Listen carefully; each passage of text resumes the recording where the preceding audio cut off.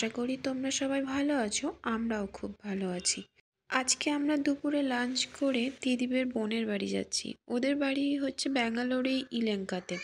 তো দিদিবের বোনের বর এয়ারফোর্সে জব করে, আর ওরা কিছুদিন ধরেই আমাদের বলে রেখেছিল যে এই 7 তারিখ থেকে ফেব্রুয়ারির 14 তারিখ অবধি ওদের এয়ারফোর্সের এয়ার শো হবে।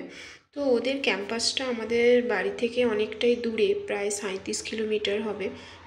তো দিদিবের বোন প্রায়ই ডাকে আমাদেরকে ওদের ক্যাম্পাসে থাকার জন্য, কিন্তু যাওয়া হয় না। আগেও অনেকবার গেছি কিন্তু কখনো থাকিনি। তো ভাবলাম এয়ার শো আছে, তাহলে তার আগের দিনই চলে যাই। তো একদিন ওদের বাড়িতে স্টে করলাম রাত্রেবেলাটা। তো সে মতো আমরা তাড়াতাড়ি লাঞ্চ করে 4:10-15 বাড়ি থেকে বেরোলাম। দিদি বললো এই টাইমে অনেকটা জ্যাম কম থাকবে, আর ওর অফিসও চলছিল সাথে সাথে। তো ও বললো যে এখন মিটিং নেই, তো এই সময় বেরিয়ে যাই আমরা।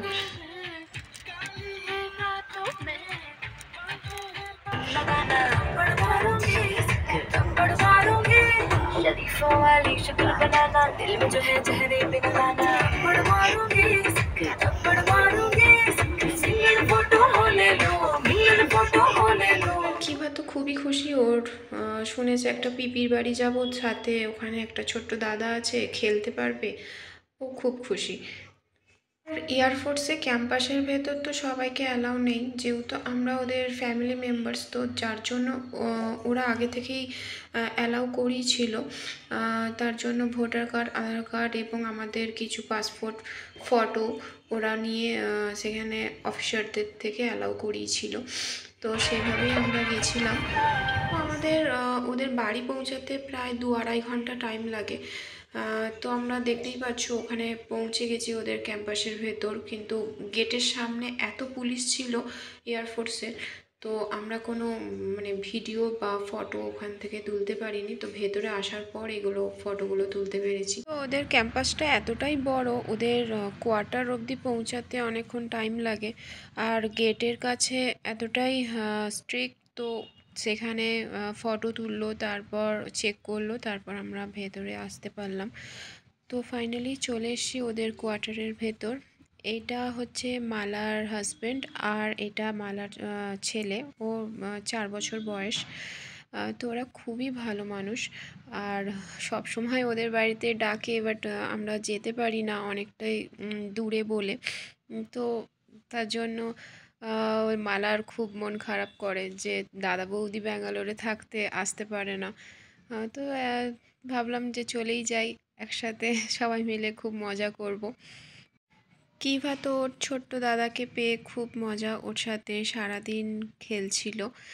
আর আর মালা তো এতটাই খুশি দাদা বৌদি বাড়িতে এসে বলে। তো আমরা ওদের বাড়ি পৌঁছানোর পর মালার হাজব্যান্ড ওদের অফিসে যাচ্ছিল, ওদের হঠাৎ কল এসেছিলো বলে ওকে যেতে হয়েছিল।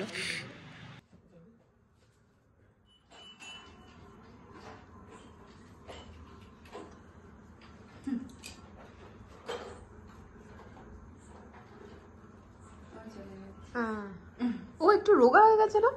খাচ্ছে না গো। কেন খাচ্ছে না বলতে এই কদিন এই চিকেনের অবস্থা খুব খারাপ, ভাত টাত কিছু খাচ্ছে। ওই চিকেন খাচ্ছে না বলে ভাত খাচ্ছে না? না কিছু খাবে না, এরকম চিকেনই চাই। হ্যাঁ বাবা, কিন্তু বেশি চিকেন খাওয়া তো ভালো নয়। ভালো লাগেনি তো? তুমি কি খাচ্ছ? দই বড়া? ভালো লেগেছে? ভালো লেগেছে? ভালো লাগেনি তো খাচ্ছ কেন? খাচ্ছ তো তুমি, তুমি যে বললে আমার টেস্টি লেগেছে। দাঁড়াও আমি খাই দিচ্ছি, চপ স্পেশালিস্ট,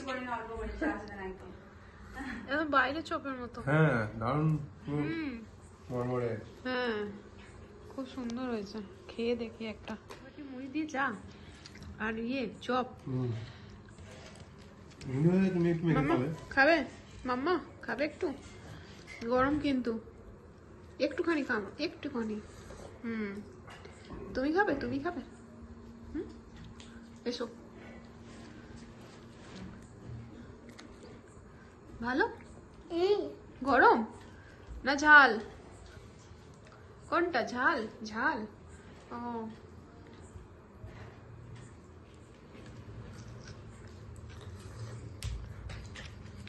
তা শুধু তাহলে একটু আমার একটা অন্য জিনিস লাগতো হুম হুম গোটা। আচ্ছা খা খা, তাই খা, ঘরে বানানো তো। একটু চিকেন নিয়ে আসলে তো হতো ওর জন্য। তুই খাবো? এখানে আসো। হ্যাঁ, হ্যাঁ, তোমরা বসে পড়ো। হ্যাঁ, একসাথে বসো। নাও। আর ও একটু পরে খাবে। হ্যাঁ। ঘুমিয়ে পড়বে না তো? ঘুমিয়েছে আর ঘুমিয়ে। 15টা বাজছে।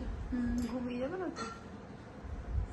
আবার হেমিতা আবার অনেক লেট করে খেলে ওর হয়ে যায়, বমি হয়ে যায়।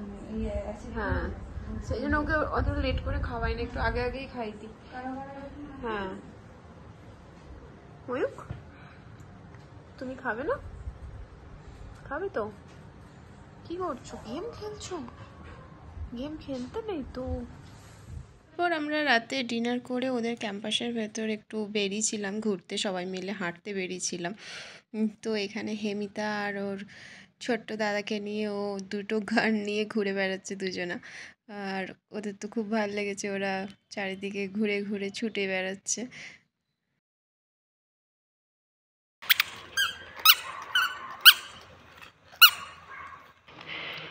মাম্মা ছুটবে না, মাম্মা ছুটবে না। বউ বউ সবজির দোকান, জেরক্স, দুধ সব পাওয়া যায়। জুস, এইদিকে হেয়ার কাটিং, পার্লার সব আছে। গ্রোসারি সব বন্ধ আছে। এখন বন্ধ, কালকে দেখতে পাবো। আগে যখন এসেছিলাম তখন অনেকটা দুপুর হয়ে গেছিল বলে বন্ধ হয়ে গেছিল।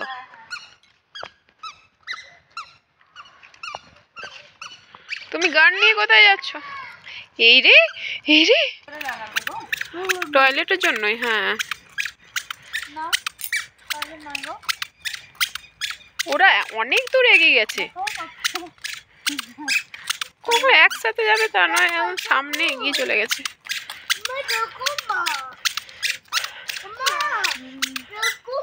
এরা দুজন গান নিয়ে আসছেই যাচ্ছে।